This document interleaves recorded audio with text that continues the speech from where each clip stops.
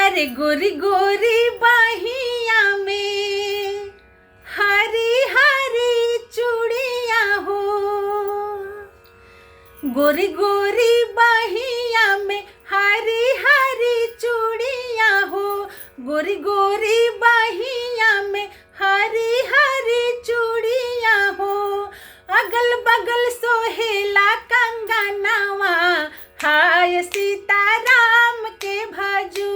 अब अगल बगल सोहेला कंगनवा, हाय सीताराम के भजू। जे कंगना पहिरेली समाधि के बहिनी हो, जे कंगना पहिरेली समाधि के बहिनी हो। घूमी घूमी मांगेली जोरानवा, हाय सीताराम के भजू। अब घूमी घूमी मांगेली जोरानवा, हाय सीताराम के भजू। अपनी महलिया में से निकले ले कावन रसिया, अपनी महलिया में से निकले ले कावन रसिया। आवदेहि तोहा के जोरानवा, हाय सीताराम के भजू।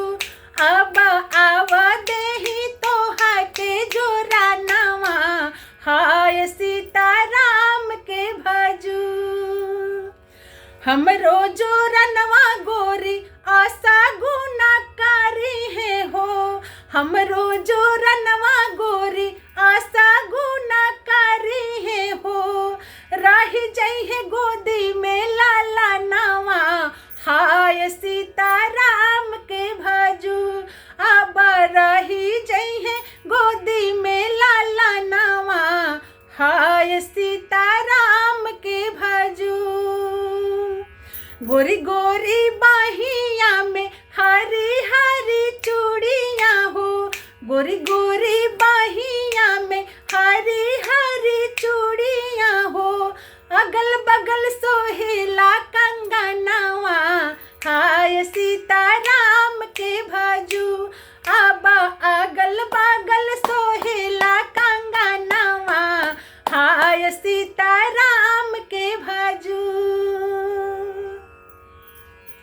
जे कंगना पहिरे बारातियन के बहिनी हो, जे कंगना पहिरेली अगुआ के बहिनी हो।